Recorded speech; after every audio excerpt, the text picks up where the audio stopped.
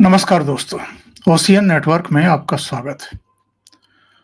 5 फरवरी को लोकसभा में प्रधानमंत्री नरेंद्र मोदी ने राष्ट्रपति के अभिभाषण पर चर्चा का जवाब देते हुए जिस तरीके से कांग्रेस पार्टी को निशाने पर लिया था और जिस तरीके से जो भ्रष्ट तंत्र इस देश में स्थापित हो गया है, एक समानांतर इकोनॉमी जो जनता के हक का लूट रहे हैं, उन पर जिस तरीके से प्रहार किया था और ये कहा था कि जनता का लूटा हुआ तो वापस करना पड़ेगा।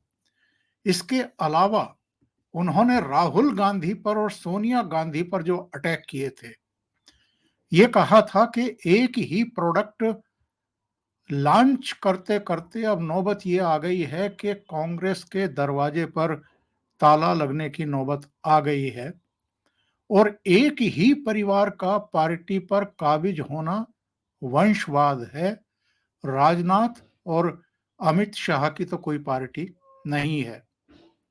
उन्होंने इस पर भी नाराजगी जाहिर की थी कि जो भ्रष्टाचार में लिप्त पाए जाते हैं, उनका महिमा मंडन किया जाता है और ये भी कहा कि कांग्रेस 10 साल तक विपक्ष में रही है, लेकिन विपक्ष की भूमिका भी ठीक तरीके से नहीं निभा पाई है।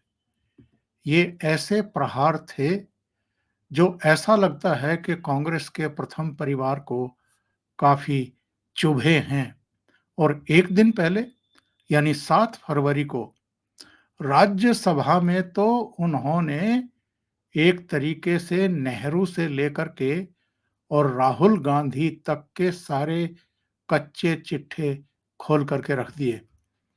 जो हेडलाइन बनी वो ये थी कि कांग्रेस नेहरू के समय से ही आरक्षण विरोधी है और अंग्रेजी राज से ये लोग प्रभावित रहे हैं, वरना अंग्रेजों के द्वारा बनाए गए कानूनों में संशोधन करते और तमाम बातें कम से कम राज्यसभा में तो प्रधानमंत्री नरेंद्र मोदी ने कोई कसर बाकी नहीं छोड़ी और लोकसभा चुनाव बिल्कुल सिर पर हैं। ये प्रधानमंत्री के इस पार्लियामेंट में यानी इस लोकसभा में अंतिम भाषण माने जा रहे हैं, जिन्होंने एक तरीके से कांग्रेस को पूरी तरीके से कटघरे में खड़ा कर दिया। अब जाहिर है कांग्रेस की तरफ से इसका जवाब आना था और राहुल गांधी की जो बौखलाहट है वो सामने आ गई। मैं आपको कुछ राहुल गांधी के भाषण सुनवाता हूं। आप ये तो जानते ही हैं आजकल वो भारत जोड़ो न्याय यात्रा पर निकले हुए हैं, लेकिन भारत को कैसे जोड़ रहे हैं, ये जरा आप इससे सुनिए कि वो कह क्या रहे हैं। सुनते हैं। नरेंद्र मोदी ओबीसी पैदा नहीं हुए थे। फिर से सुनो, नरेंद्र मोदी जी दिल्ली का, सुनो भैया, मैं बहुत गहरी बात बोल रहा हूं। आपका लोगों का, आप सब लोगों का भयंकर बेवकूफ बनाया जा रहा है। सुनो सुनो सुनो, मैं जो बोल रहा हूं, नारे बंद करो। आप लोगों का भयंकर बेवकूफ बनाया जा रहा है। नरेंद्र मोदी जी ओबीसी नहीं पैदा हुए थे। नरेंद्र मोदी जी टेलीकास्ट के गुजरात में व्यक्ति पैदा हुए थे। उनको, उनकी कम्युनिटी को बीजेपी ने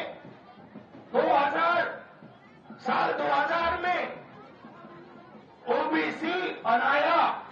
आपके प्रधानमंत्री ओबीसी नहीं पैदा हुए, आपके प्रधानमंत्री जनरल कास्ट पैदा हुए। क्या इसका कोई सिर पैर है? नरेंद्र मोदी अगर 13.5 साल तक गुजरात के मुख्यमंत्री रहे हैं, तो क्या वो ये कहकर के वोट मांग करके मुख्यमंत्री बने हैं कि मैं ओबीसी हूं इसलिए मुझे वोट दीजिए?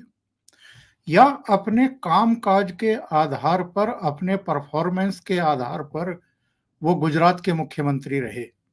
और देश के प्रधानमंत्री भी अगर बने हैं, तो क्या वो इसलिए बने हैं कि भारतीय जनता पार्टी ने 2000 में चूँकि उनको उनकी जाति को ओबीसी घोषित कर दिया था, इसलिए वो इस देश के प्रधानमंत्री बने और देश के प्रधानमंत्री बने चले आ रहे हैं? राहुल गांधी का कई बार लगता है कि बुद्धि का दिवाला पीट चुका है और जिस तरह के प्रहार नरेंद्र मोदी ने किए हैं, उसके बाद आप देखिए कि इनके कांग्रेस के ट्विटर हैंडल पर भी राहुल गांधी के इस भाषण के बाद किस तरह की तस्वीरें डाल करके और नरेंद्र मोदी का मानवर्धन किया जा रहा है।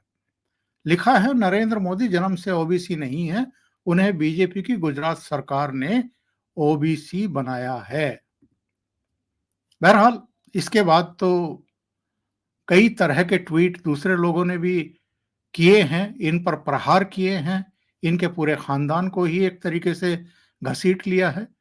लेकिन मैं आपको दिखाना चाहता हूं आनंद रंगराजन का ये ट्वीट, जिसमें उन्होंने ये कहा है कि 27 अक्टूबर 1999 में, यानी जब प्रधानमंत्री बने नरेंद्र मोदी गुजरात के मुख्यमंत्री बने थे, उससे 2 साल पहले ही तब की जो गुजरात की पटेल सरकार थी, केशुभाई पटेल सरकार, उसने तेली समुदाय जिसमें नरेंद्र मोदी पैदा हुए थे, उनको ओबीसी कैटेगरी में ले लिया था। यानी नरेंद्र मोदी के वहां मुख्यमंत्री बनते हुए यह परिवर्तन नहीं हुआ था और बहुत सारी जो कास्ट होती हैं, उनको राज्य सरकारें या केंद्र सरकार जो है, वो सूचियों में लेती रही है। तो इसमें ऐसा कौन-सा खुलासा कर दिया राहुल गांधी ने? लेकिन ये फ्रस्ट्रेशन है। बहुत सारे लोगों ने इसके बाद ये ट्वीट किए, जिसको खुद अपनी जाति का पता नहीं, वो पीएम मोदी की जाति पर सवाल उठा रहा है।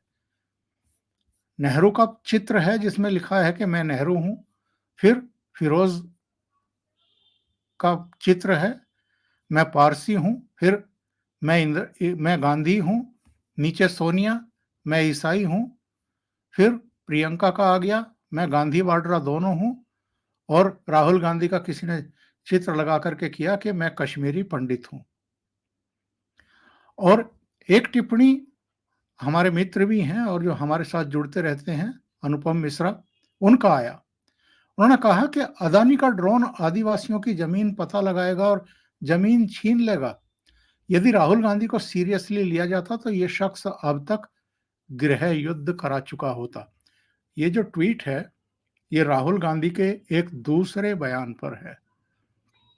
उस बयान को भी जरा सुन लेते हैं। बता देता हूं साहब, ये यहाँ पे उड़ीसा में इनकी साजिश है, ये आदिवासियों की जमीन चोरी करने में लगे हुए हैं। ये इन्होंने ड्रोन लगा रखे हैं। यहाँ पे जो आदिवासी भाई हैं, गरीब लोग हैं, किसान हैं, आप समझ लो बात।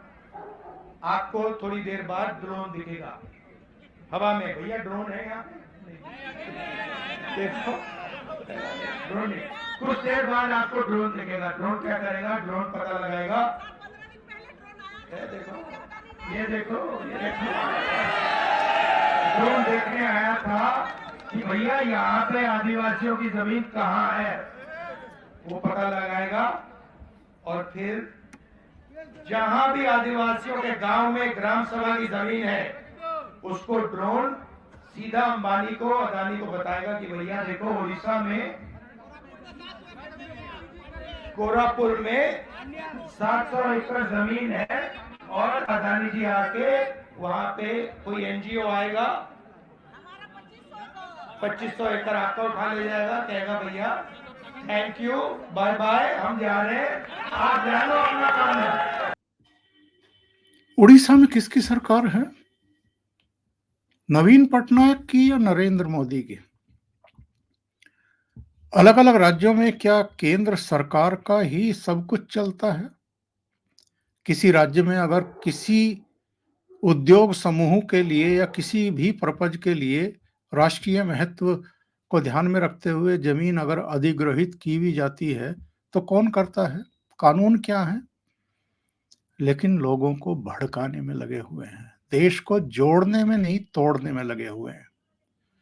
और अनुपम मिश्रा ने बिल्कुल सही कहा कि अगर इस आदमी को सीरियसली लिया जाता, यानी लोग इन पर भरोसा कर रहे होते, तो ये देश में गृह युद्ध करवा चुके होते। ये आदिवासियों को क्यों भड़का रहे हैं?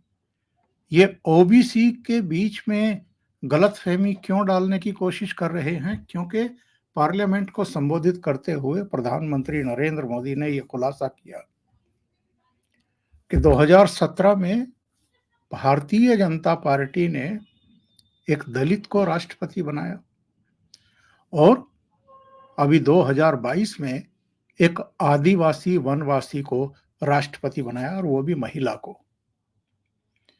और जब वो ये कहते हैं कि ये जो ओबीसी का राग अलापते रहते हैं, तो सबसे बड़ा ओबीसी तो मैं खड़ा हुआ हूँ, तो इनको तकलीफ होती है, इनको परेशानी होती है। ये जो नैरेटिव बनाने की कोशिश कर रहे हैं, ये जो भगवान राम का जो मंदिर बना है, भव्य और दिव्य मंदिर बना है और जो प्राण प्रतिष्ठा हुई है, उससे जो पूरे देश में हिंदू और सनातनी एकजुट हुए हैं, इनको उससे परेशानी हो रही है।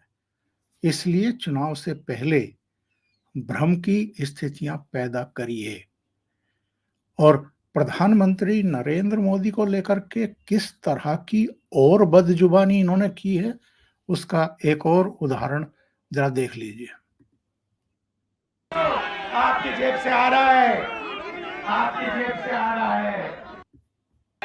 बात समझो, बात समझो, बात समझो।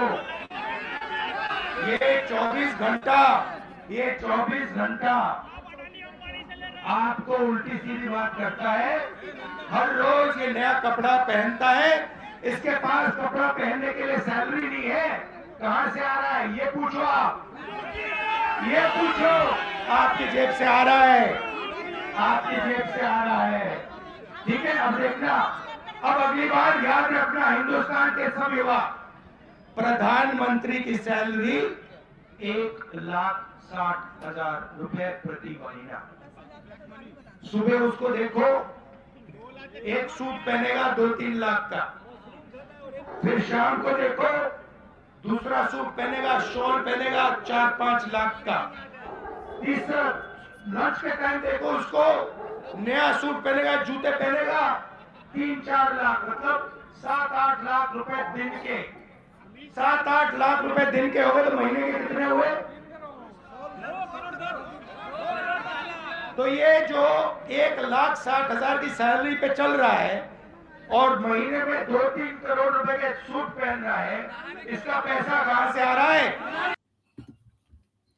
इन वक्तव्यों से आपको नहीं लगता है कि ये इस समय गहरे फ्रस्ट्रेशन में पहुंच चुका है आदमी और होशो हवास खो चुका है और साफ-साफ दीवारों से लेकर के और आसमान तक पर लिखा दिखाई दे रहा है इस आदमी को कि 2024 का ये लोकसभा चुनाव भी ये यानी इनकी कांग्रेस पार्टी बहुत बुरी तरीके से हारने जा रही है और नरेंद्र मोदी की थंबल मेजॉरिटी के साथ तीसरी बार निरंतरता में सरकार बनने जा रही है।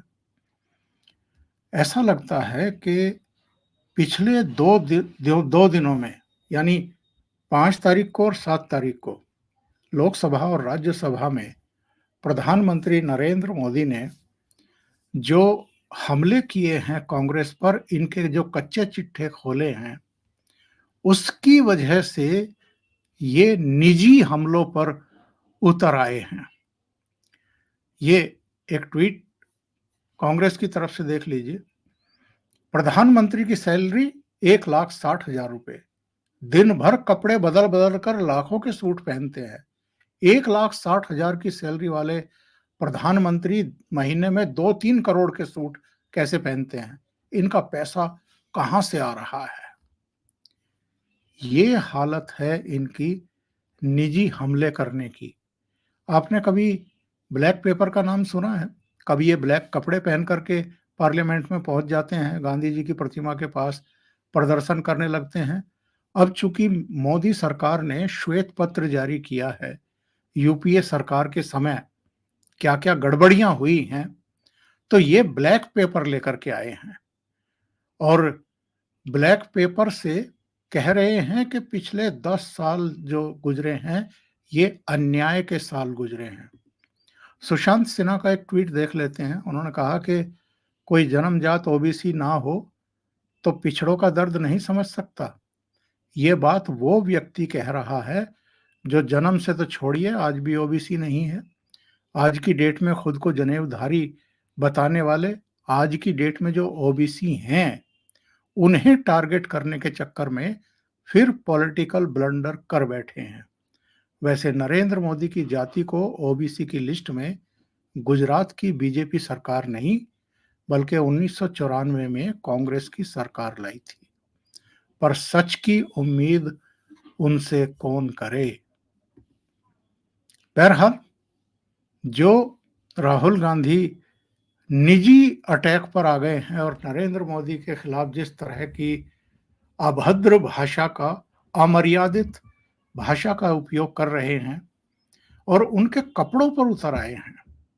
एक ऐसा प्रधानमंत्री जो 10 साल से राष्ट्र हित में लगा हुआ है, काम कर रहा है दिन-रात, इकोनॉमी चेंज कर दी है, लोगों का जीवन स्तर बेहतर बना दिया है, जात-पात से ऊपर उठ करके सबके साथ सबके विकास और सबके प्रयास और विश्वास की बात करता है। उस प्रधानमंत्री पर अगर एक ऐसा व्यक्ति जिसकी अपनी कोई विश्वसनीयता नहीं बची है, वो अगर हमला करता है, तो कौन इनको सीरियसली लेगा और क्यों इनको सीरियसली लिया जाना चाहिए? अभी के लिए इतना ही। बहुत-बहुत धन्यवाद। अगर आपको ये चैनल और इसके कंटेंट पसंद आ रहे हैं, तो लाइक करें, कमेंट करें, वीडियो को शेयर भी करें। अभी तक अगर आपने ये चैनल सब्सक्राइब नहीं किया है, तो सब्सक्राइब कर लीजिए और साथ में लगे बेल आइकॉन को दबा दें, ताकि आगे आने वाले वीडियो और उनके नोटिफिकेशन आप तक पहुंचते रहें। बहुत-बहुत धन्यवाद। नमस्कार।